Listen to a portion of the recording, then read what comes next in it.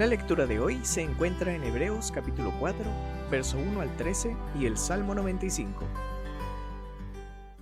Por eso, temamos a Dios mientras tengamos todavía la promesa de entrar en su reposo. No sea que algunos de ustedes parezcan haberse quedado atrás, porque la buena nueva se nos ha anunciado a nosotros, lo mismo que a ellos, pero de nada les sirvió a ellos el oír esta palabra, porque cuando la oyeron no la acompañaron con fe. Pero los que creímos hemos entrado en el reposo, conforme a lo que él dijo. Por eso en mi furor juré, no entrarán en mi reposo, aun cuando sus obras estaban acabadas desde la creación del mundo. En cierto lugar se dice del séptimo día. Dios reposó de todas sus obras en el séptimo día. Y una vez más dice, no entrarán en mi reposo.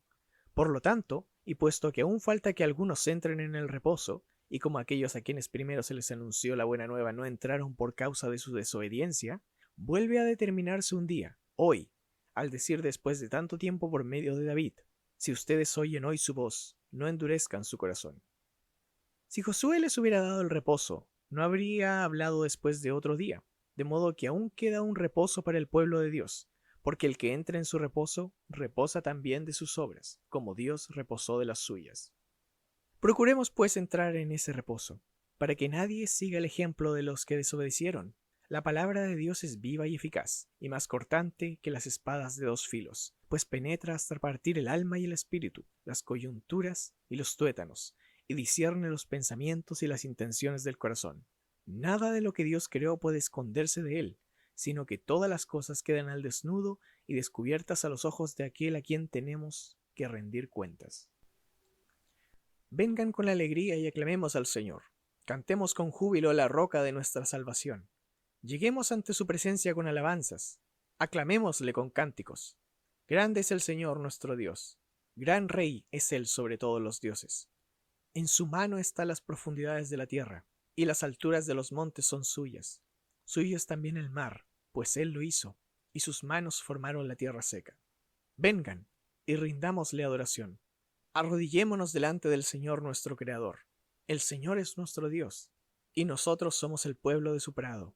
Somos las ovejas de su mano. Si hoy escuchan ustedes mi voz, no endurezcan su corazón. Como en Meriba, como en el día de Masá, en el desierto. Allí los padres de ustedes me tentaron, me pusieron a prueba aunque vieron mis obras. 40 años estuve disgustado con esa gente, y me dije, el corazón de este pueblo divaga, no han conocido mis caminos. Por eso, en mi furor juré, no entrarán en mi reposo. Entonces, para poder responder esta pregunta, la quiero analizar en 3 puntos. Primero, teme a la incredulidad y esfuérzate. Versículo 1 y 2 y el 11. Segundo, protégete de no caer. Versos 12 y 13. Y tercero, no todo está perdido. Versículos del 3 al 10. Entonces, el capítulo 3, el anterior, terminó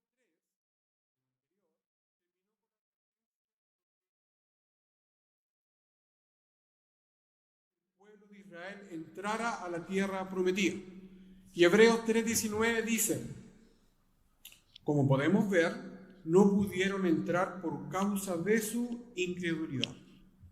Por lo tanto, el pasaje anterior nos llama a que debemos preocuparnos lo suficiente por el uno por el otro, a que deben animarse y exhortarse unos a otros, a no permitir que la desconfianza en Dios los arrastre y destruya las vidas.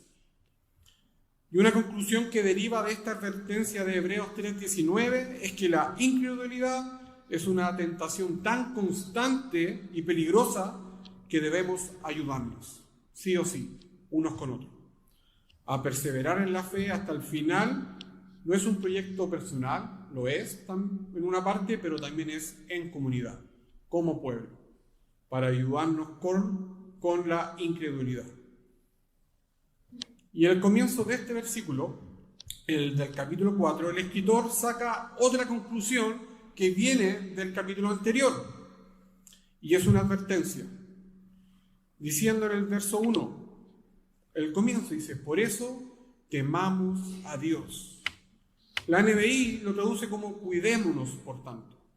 Pero creo que ese temamos es la palabra que refleja de mejor manera lo que el escritor quiere decir. Pero la pregunta es, ¿por qué es lo que debemos temer? ¿Qué es eso de temer? ¿Por qué debemos temer? Y lo que debemos temer es la incredulidad. Mira lo que sigue diciendo el verso 1, lo voy a leer. Por eso, temamos a Dios mientras tengamos todavía la promesa de entrar en su reposo. No sea que alguno de ustedes parezca haberse quedado atrás.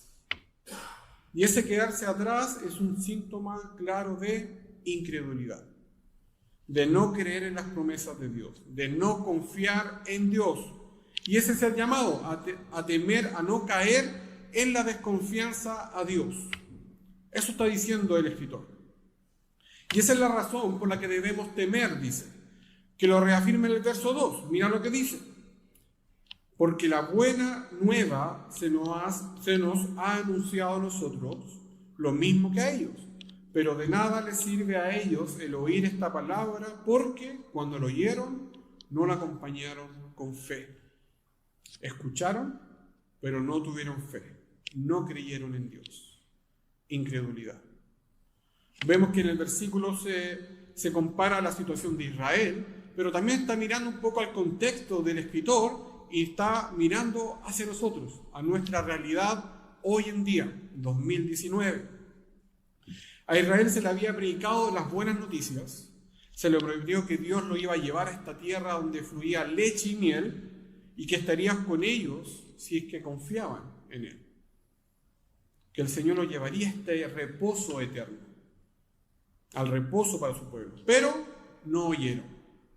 No creyeron en su promesa. Israel no creyó en esta buena noticia y por lo tanto no entraron en el reposo de Dios. ¿Cuál fue el problema?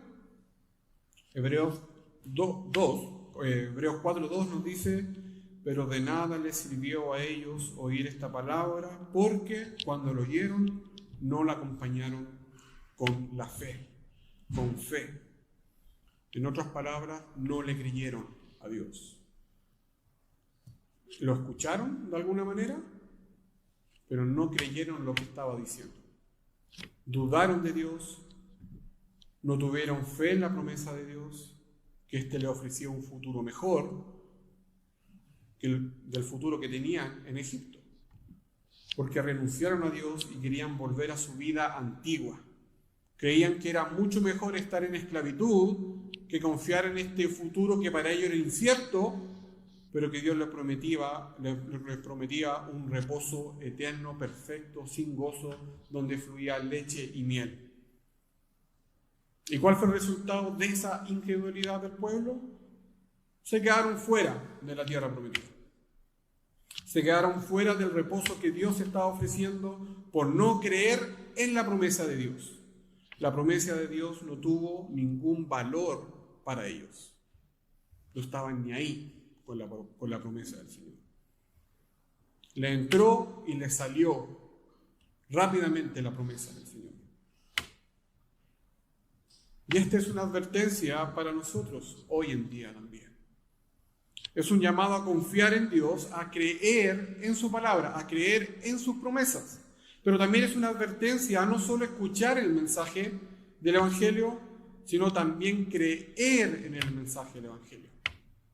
No es lo mismo escuchar que creer en el Evangelio, que te lleva a ser obediente a su palabra, que te lleva a ser activo en su palabra.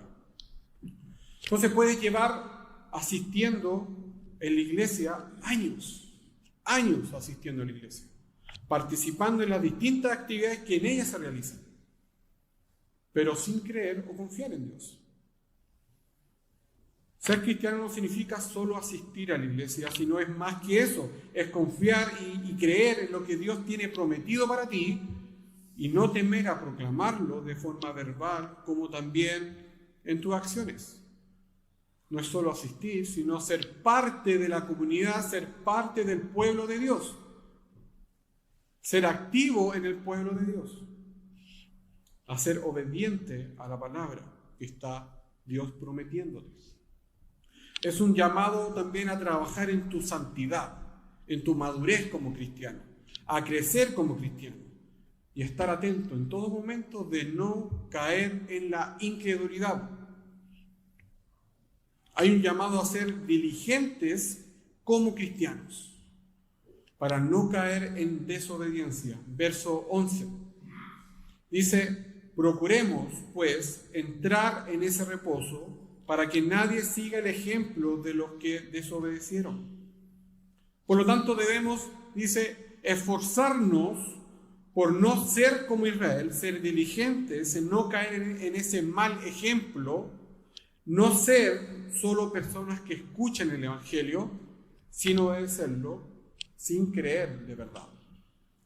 No debemos caer en convertirnos en cristianos profesantes, cristianos de imagen, que en el fondo tienen un corazón endurecido que es dominado por la desobediencia, porque no me conviene escuchar al Señor y prefiero seguir lo que yo creo que es mejor. Y me termina cegando, poniendo mis oídos sin poder escuchar. Por eso el verso 11 dice, procuremos, o mejor dicho, esfuérzate. Esfuérzate en lo que ya tienes gracias a lo que Cristo hizo, a lo que Cristo te dio, ese reposo eterno que Cristo te entregó al morir en la cruz. Si entendiste lo que Dios hizo o que te ha dado por medio de Cristo, por lo tanto, presta mucha atención a lo que has escuchado. Considera a Jesús, no endurezca tu corazón, cuídate de ese corazón incrédulo, anímate o anímense unos a otros, teme a la incredulidad que te hace que te alejes de Dios y confía en lo que Dios te ha regalado en Cristo. El escritor de alguna manera te dice, no seas como Israel, escucha que escuchó pero no obedeció. Eso te dice la palabra y nos dice la palabra de Dios. No seas como ese pueblo que estaba ciego, que no quería ver más allá, y obedéceme, y escucha, y sé un hombre o una mujer activa, no pasiva. Pero la pregunta es, ¿cómo podemos ayudarnos a luchar y protegernos contra la incredulidad? ¿Cómo podemos hacerlo? Lo que nos lleva al punto 2. Con la palabra de Dios, ahí está la respuesta, con la palabra de Dios. La palabra de Dios es la que penetra hasta el fondo de tu corazón, de todas nuestras defensas, de todo nuestro engaño, y expone la creencia o la incredulidad que hay en nuestro corazón. Mira lo que dice el verso 12. La palabra de Dios es viva y eficaz y más cortante que las espadas de dos filos, pues penetra hasta partir el alma y el espíritu, las coyunturas y los tuétanos, y discierne los pensamientos y las intenciones del corazón. Entonces la palabra de Dios evalúa nuestros pensamientos, nuestras intenciones que están en el fondo de nuestro corazón, para mostrarnos si son pensamientos o intenciones correctas, si estamos confiando o no en las promesas de Dios. Una de las funciones de Dios, de la palabra de Dios, cuando nos llega a nuestro corazón, es que penetra tan profundamente como una espada a través de capas duras, como un minero picando esa roca hasta entrar, y nos hace discernir sobre lo que hay en nuestro corazón, evaluar en lo que hay en nuestro corazón. La NBI traduce el discernir como juzgar en el verso 12. Es como juzgar, lo que hace la palabra de Dios, juzga los pensamientos y las intenciones del corazón. Lo que no significa que va a condenar lo que está en tu corazón. Sino significa, esa palabra juzgar es como evaluar lo que está en tu corazón. Un ejemplo es cuando invitamos a alguien, a tus amigos o familia a cocinar, o sea, a tu casa, a comer, y tú cocinas, y te preparas algo rico para recibirlos. Y al terminar de comer, tú querías recibir que te digan algo, oye, ¿cómo estuvo la comida? Estuve toda la mañana preparándola. Y le preguntas, ¿qué opinas? ¿Cómo está la comida? Tú no estás esperando o no estás preguntando cómo condenas la comida. No estás pensando que te juzguen, sino quieres saber cómo es la evaluación que tú me das de lo que yo te estoy dando? ¿Es buena? ¿Es mala? Y la palabra de Dios penetra hasta el lugar más profundo de nuestras vidas y evalúa lo que hay allí, si es bueno o si es malo, pero no te juzga y no te sentencia. La palabra de Dios te muestra y te revela qué es lo que hay en tu corazón para que tú digas, ok, esto está mal y lo saco. Eso es lo que dice el verso 12. La palabra de Dios es viva y activa y penetra hasta el fondo de nuestras vidas y arranca esa máscara desagradable del pecado para mostrarte que está mal, que estás pecando. Y la única razón por la que alguien peca es porque en algún nivel está siendo engañado por el pecado. Y comienzas a creer las mentiras del pecado en lugar de las promesas de Dios. Y te empiezas a olvidar y empieza a crecer esta incredulidad. Entonces, ¿cuál es nuestra única esperanza en esto? Nuestra única esperanza es que haya algo lo suficientemente agudo y lo suficientemente poderoso para poder penetrar a través de todo este engaño y arrojar luz sobre mis pensamientos y mis intenciones. Y la palabra de Dios es nuestra única esperanza. Las buenas nuevas de la promesa de Dios y las advertencias que nos da son lo suficientemente agudas, lo suficientemente vivas y lo suficientemente activas como para penetrar hasta el fondo de mi corazón, de tu corazón, y mostrarte que las mentiras del pecado son falsas y te ciegan y te hacen olvidar de este Dios, del Evangelio, de lo que escuchaste. Te engañan, te mienten. Entonces Dios te da o te ha dado sus buenas nuevas, sus promesas, su palabra para protegerte de los engaños profundos del pecado que intentan endurecer tu corazón, alejarte de Dios y llevarte a la destrucción. Pero gracias a esta palabra de Dios, a lo que leímos, lo que ocupamos, lo que estudiamos, la palabra de Dios, gracias a esta palabra de Dios que es activa y viva y más cortante que cualquier espada de 2 filos, penetra en tu corazón profundamente, rompe esa roca dura de tu corazón que el pecado pone ahí y te ayuda a ver lo valioso que es confiar en el Señor, lo valioso que es su palabra. Pero si quedaste con la sensación de que te miras al espejo, examinas tu corazón y ves que no confías en la promesa de Dios, que realmente la escuchaste, pero no sé si realmente la sigo, si soy obediente a la palabra de Dios. Que quizás llevas una vida de cristiano de forma pasiva, tranquila, solo asisto a la iglesia. La palabra de Dios, Dios te dice a través de su palabra, tranquilo, no todo está perdido. Las puertas de la vida eterna, de este reposo eterno que tenemos a través de Cristo, aún están abiertas. Cristo te ofrece todavía ese reposo eterno si tienes fe en Él y eres obediente. Esa promesa es para ti también y es para mí. No todo está perdido. Y para demostrar que esto es real, hoy en día, de que aún está abierta esa promesa y que no fue una promesa solo para el pueblo de Israel, sino hoy sigue vigente, en los versículos del 3 al 10 vemos ese reposo que el Señor le ofreció al pueblo de Israel, que lo rechazó, que aún está abierto y disponible para hoy. No todo está perdido. Y se enfoca en 5 puntos de la historia para demostrar cómo Dios sigue abriendo este reposo eterno. Y primero comienza con la creación y nos tira Génesis 2 y dice en Hebreos 4:4: en cierto lugar se dice así del séptimo día: Dios reposó de todas sus obras en el séptimo día.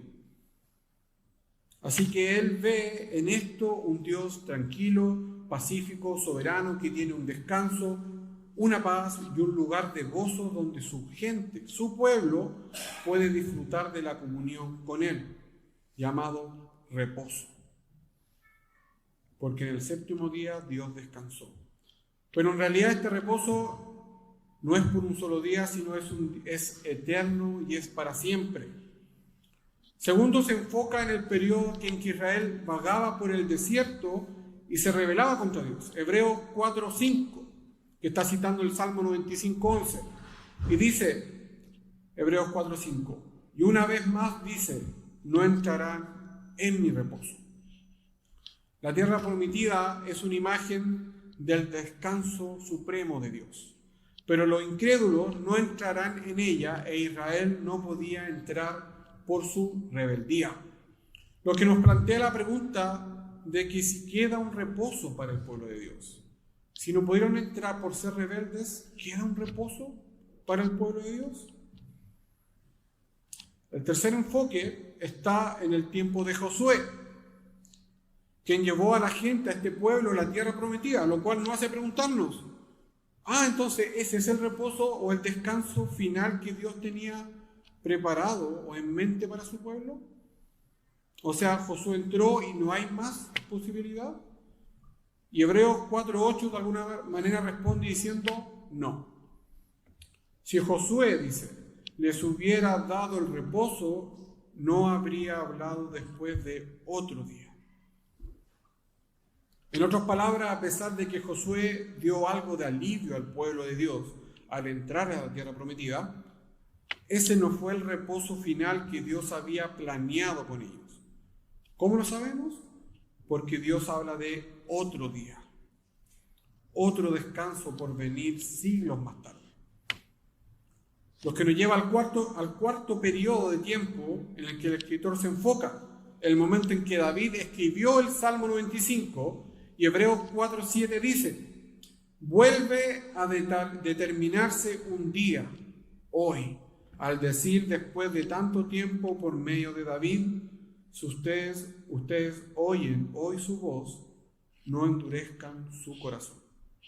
En otras palabras, mucho después de que la gente disfrutara de la tierra prometida, David dice que Dios todavía le está ofreciendo a su gente un reposo. Y además dice, no endurezcan sus corazones y disfrutarán del descanso de Dios, del reposo de Dios.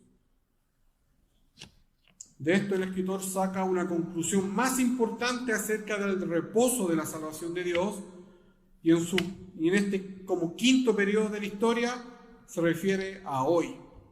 Mira el verso 9.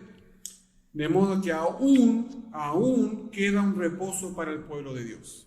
Aún queda un reposo para el pueblo de Dios. Por lo tanto, hay un reposo abierto para ti hoy. Está disponible la vida eterna para ti hoy. Dios ofrece ese reposo a través de ¿quién? De Cristo. La puerta no está cerrada, el tiempo no ha pasado. No has perdido tu última oportunidad. La puerta aún sigue abierta. El tiempo es ahora. Y si pones tu fe en Cristo, ese reposo que ofrece, esa vida eterna que ofrece, esa tierra prometida que ofrece, es real hoy en tu vida. Por lo tanto, ¿cómo podemos estar atentos a no caer en la incredulidad y tener esperanza? ¿Cómo? Primero, examinando tu corazón. Mira tu corazón. Mira lo que está dentro de tu corazón. Esfuérzate por no caer en la pasividad, no mirando algo como algo sin importancia, la incredulidad, como algo livianito, como algo simple. Anda a la palabra de Dios, medita en ella, estudia su palabra, para que sea ella que rompa esa roca como el minero, para que pueda entrar en tu corazón y ayudarte a ver si está bien o mal lo que está dentro de tu corazón, si estás haciendo las cosas correctas. Para que la palabra de Dios pueda evidenciar o poner en evidencia lo que está en nuestro corazón y saque ese engaño de no confiar en Dios. Otra forma para poder estar atentos en no caer en la incredulidad y tener esperanza es trabajar en nuestra santidad, esforzarnos en nuestra madurez como cristianos, esforzarnos en crecer en nuestra madurez como cristianos. Y eso se logra tanto personal como en comunidad. No es solo. Podemos ayudarnos. Por eso en Hebreos 3 decía, juntos, animarse, exhortarse, caminar juntos, como un pueblo. El reposo está abierto para el pueblo de Dios. Y juntos tenemos que ayudarnos a caminar, a crecer en madurez cristiana. No te relajes, no te acomodes, sino cree en las promesas de Dios, en lo que el Evangelio nos exhorta y obedécelo. La fe va unida con obediencia, con ser activo. Y recuerda que las puertas están abiertas para entrar en ese reposo eterno que ofrece Cristo ahora, hoy en día. Y si piensas que tu vida como cristiano ha sido quizás una farsa, Cristo te dice, hay una nueva oportunidad para confiar en Él y ser parte de la vida eterna que nos regala. Vida eterna en gozo, feliz, sin sufrimiento, en armonía, en relación perfecta con tu Padre, con Dios. Cristo es nuestro reposo eterno. Sin Él, con Cristo fuera de nuestra vida, no tenemos ninguna posibilidad de disfrutar de ese gozo eterno que nos ofrece. Cuídate de la incredulidad, esfuerza y trabaja en tu santidad y no olvides lo que Cristo hizo por ti, que a través de su sacrificio te ofrece salvación y vida eterna, reposo eterno, a través de su sangre derramada en la cruz. Cuídate de la incredulidad. Lo invito a orar.